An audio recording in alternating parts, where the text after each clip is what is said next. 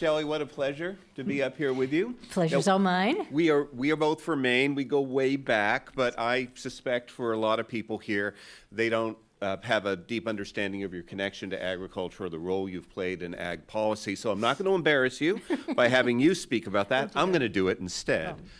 So quickly, you are yourself a farmer. You trained under the organic pioneer Elliott Coleman. Lucky me. Clara's daughter's in the audience somewhere here. You worked for many years and made a living as a farmer. As a Maine legislator, you were the primary force behind our Farmers for Maine's Future program, which was a very innovative farm viability program, one of the first in the nation. You fought for farmland protection in our state. And now, as a member of Congress, you've been a member of the Ag Committee. You've been currently a member of Ag Appropriations. You've been really a stalwart, right up front supporter for the conservation practices that are in the Farm Bill and the conservation title. You've been a leader on food waste, leader on a lot of local food issues.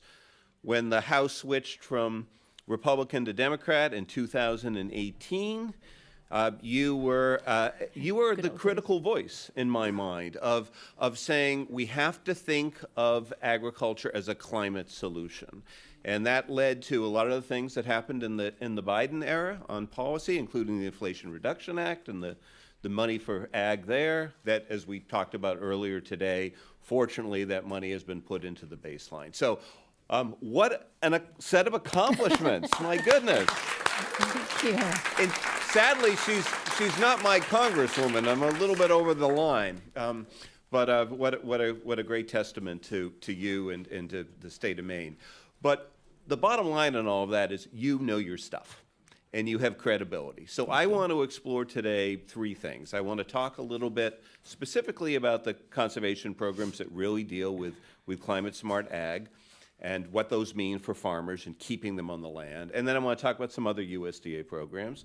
And then I just want to hear from you what you think the future is and can be in this environment. Where can we still have opportunities for growth and success? So starting with conservation practices, we all know about the environmental benefits, building soil health, sequestering carbon, increasing biodiversity, water recharge, and the like.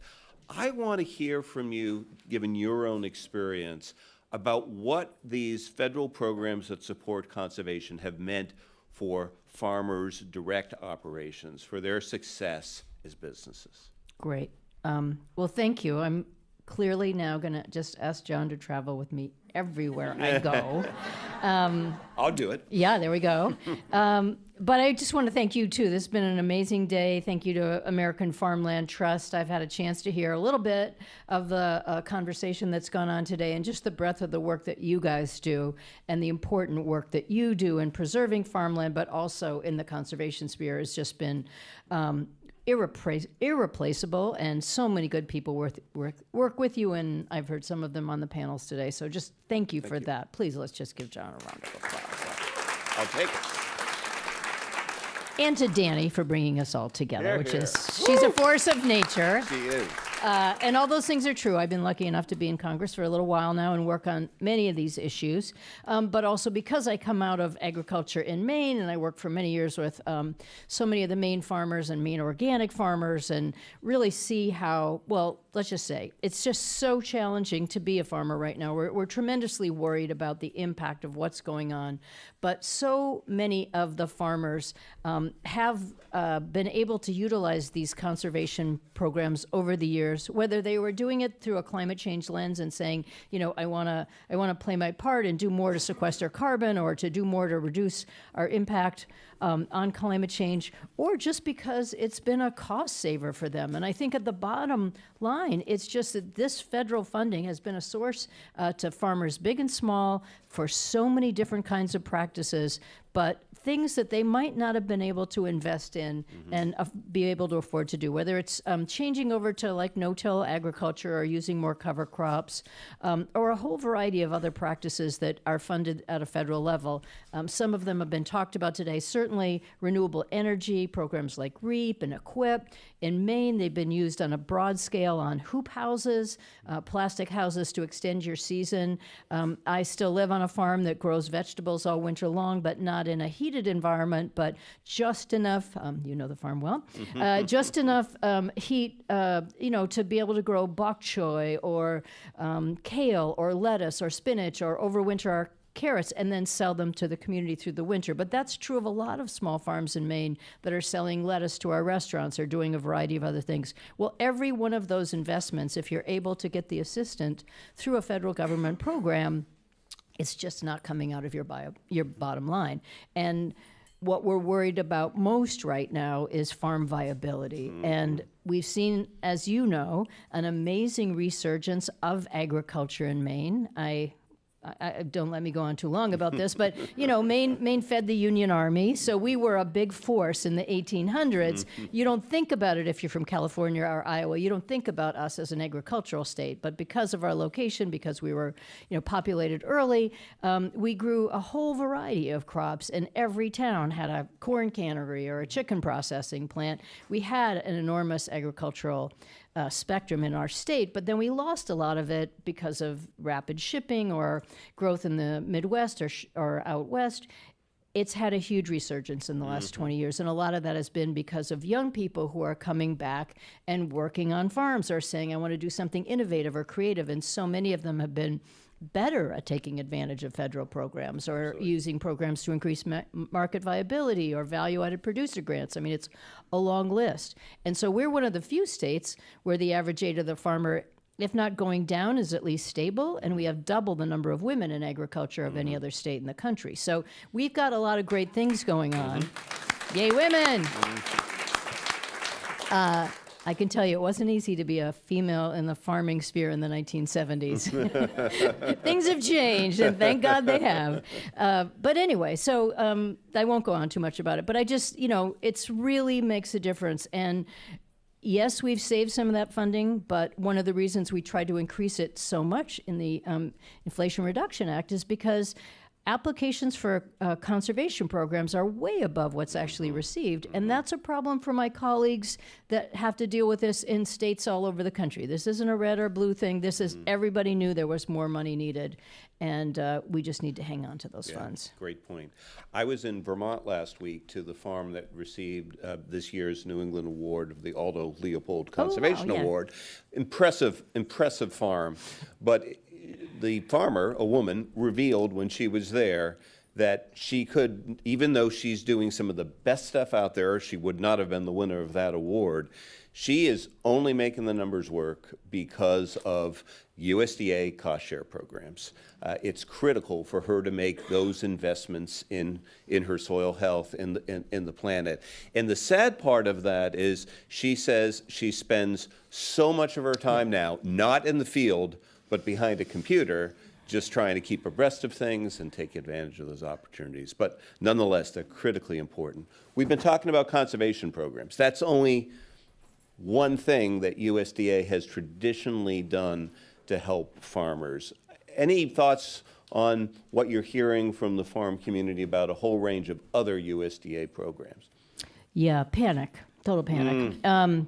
So, and one thing I left out of the last conversation that I just want to make a point of, we talk about how it really helps people's bottom line, but let's not forget that these practices also encourage they're good practices that increase viability of the farm, but also yield. So I know on one of the scientific panels earlier, people were talking about the more organic matter you have in your soil, the better you're able to retain the water, the biodiversity in the soil increases yields. I mean, these are real things that also make your farm operate better or make them better able to sustain the extreme weather that we're dealing with now.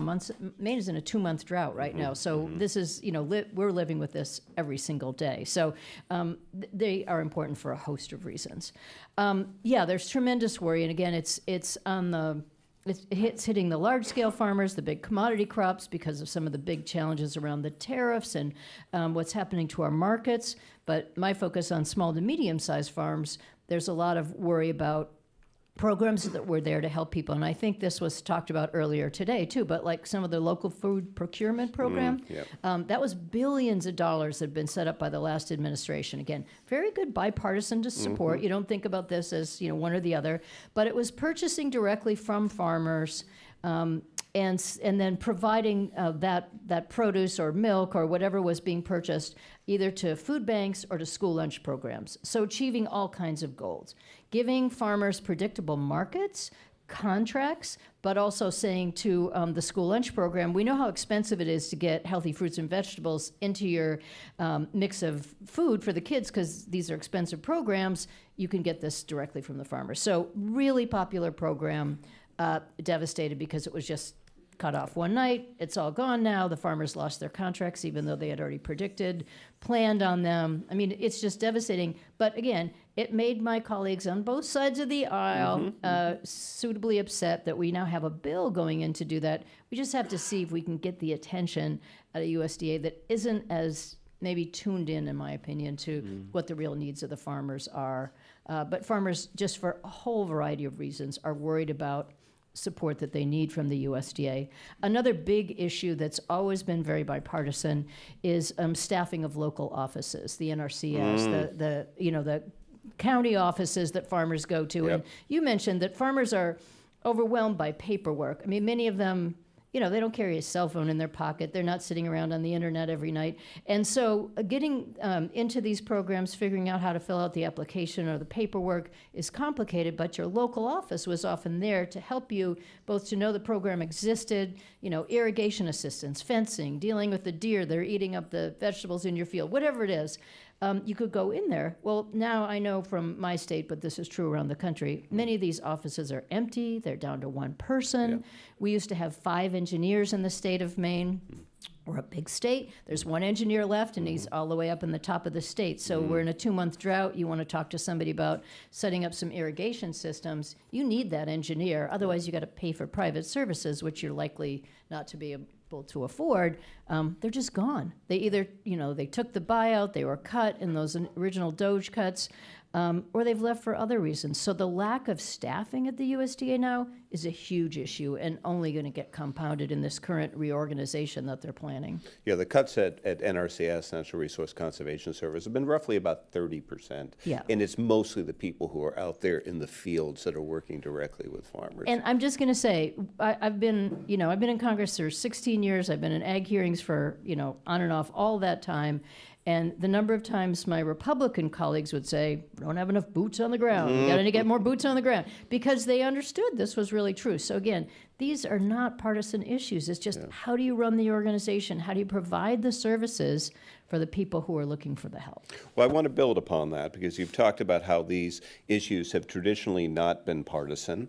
And when I was talking earlier about the IRA, it took a lot of convincing, and you were one of the key voices there, both to get Democrats to say these programs are good even if we don't have the climate language attached, and get people like G.T. Thompson to realize, no, we've always supported these. We need to continue to support. How do we keep that kind of feeling together going forward to be broader than this one issue with the reconciliation bill? And maybe that's the pivot for you to talk more broadly about how do we go forward from here? Where are there opportunities in this political climate for us to continue to move the needle? Sure. Well, a couple of ideas. I mean, I have worked with Republicans, particularly on the Agriculture Committee, but on a whole variety of issues my whole time in Congress. I'm a progressive Democrat. I'll argue the things I care about till my last dying day, but when I had a listening session for the Farm Bill up in the state of Maine, I worked very hard to make sure that I brought up Republicans and Democrats, and that I showed them our small to medium-sized farms. Aquaculture is also covered in the Farm Bill. I took them to aquaculture growers, oyster growers. I mean, I just said, come see my state. And, you form good bonds over that, because people then understand exactly the farms you're talking about and the practices that you want them to see. And I think in my side, we have to continue that kind of bonding, even when we're furious at each other over the appropriations process or the failure of our democracy or God knows what else is going on today. But I would say when you're an advocate or you're a concerned citizen, the most important thing is, while there's a lot of things we really have to worry about going on right now, don't let it stop you from making sure that you call your member of Congress and say, please don't cut the conservation programs. Or here's the issue I'm worried about in the school lunch program. Or here's what I'm worried about SNAP benefits, not covering certain foods anymore, or all the things that are going on. Because I think sometimes in a discouraging and concerning time like this, people will just say, well, what can I do about it? Or everything's failing. And it doesn't mean that we're not, making, tiny victories here or there, or that we're not working on pieces of legislation. We still have to pass a farm bill at some point in time. And I don't want people's voices not to be heard because they just decided to give up and not call because they're so mad about everything else. And you just have to keep going back to those same people who represent you, or tell your cousin who represents them in a red district, wherever you are. It's really important to continue to do that and to continue paying attention. Someday good will triumph. We will come out on the other side. We will have a lot of work to do. And I don't want us to lose everything along the way. So I think it's really important to continue speaking up. And I don't want to sugarcoat it or be Pollyanna-ish, but we are still making policy. And there are some big issues that are going to hit agriculture around farm bankruptcies and a variety of other things, and we have to continue talking to people on both sides of the aisle and saying, well, don't leave out the small to medium-sized farmer. Don't forget about the easements that make it possible for people to hang on to their land. There's a lot of good policy at the USDA. We just need to know our Republican colleagues have the same vocabulary around using it, but they won't hear that if you don't call them up and say, well, here's a farm in my district that's, or if you're a farmer, call up to say, here's the problem I'm experiencing, and here's how you could help. Everyone listen to this? Good Got it. advice. Make the calls. Yeah. And it makes the job of organizations like American Farmland Trust much easier when the members of Congress we're talking to are hearing from a variety of people. It's all the difference in the world, and I emphasize it. Like, you might have the worst possible opinion about the person who represents you, but the fact is, like, let's just say you're a small farmer in their district, and you invite them or one of their staff people to come see exactly what you're doing. It'll get drilled into their head, and they will hear that information, and it will inform them the next time we're having a hearing, and they'll say, well, I did hear about this one guy who was, about to get a grant to build a hoop house, and then he lost the grant, and then this happened, or who's really being harmed by the tariffs, and I didn't know that part of agriculture was being harmed. Whatever the story is, it makes a difference, and hearing those firsthand is everything. Chellie, you've been active in this space for a long time. As a farmer, I'm being careful here, as a farmer and as a policymaker. Some final thoughts or reflections? Well, many of the things I just said were my final thoughts. But no, I mean, yeah, I don't want to sugarcoat. This is a really challenging time, and I want us all to remember that we're in this time. But again, it behooves all of us to think of all of the creative solutions that we possibly can. I know we had some state commissioners of agriculture up here earlier. A lot of focus is going to be on the states and how do we keep things going. I think that all of us know people on both sides of the aisle or both sides of these different opinions. I've been trying to do a lot of work recently with the Maha moms and all of the people who maybe I don't agree with 100%, but who also want to get rid of food dyes or ultra-processed foods, or are very concerned about glyphosate in the soil, or a variety of issues that I've worked on for all my time in Congress. And my feeling is, look, whether it's one of my colleagues or an advocacy group, if we have any way we can sort of share some points of view, let's get whatever wins we can in a bad time. And in agriculture, we have some unique issues that continue to be bipartisan and that we have to look at and work on. All of you are very connected via social media. Everybody is today. And don't underestimate the power that you have in using that to educate your friends and neighbors about topics that they haven't heard about a lot. You know, everybody posts on the latest thing of Jimmy Kimmel getting fired. Jimmy Kimmel's coming back, thank you. But the point is, make more posts about agriculture and the things you're learning today. And, you know, they're all interesting to people. Tell people more about it and what you've been doing or who you heard from.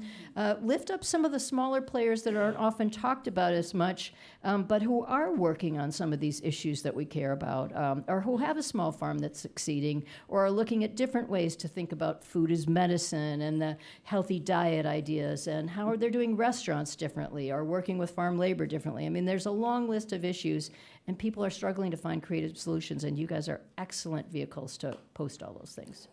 Wow. Well, you came through on your final All thought. right, get to work. Good stuff. Thank you for your service. Thank you for all that you do. Thank you, everybody, for being here. Thank you. Thank you. My honor.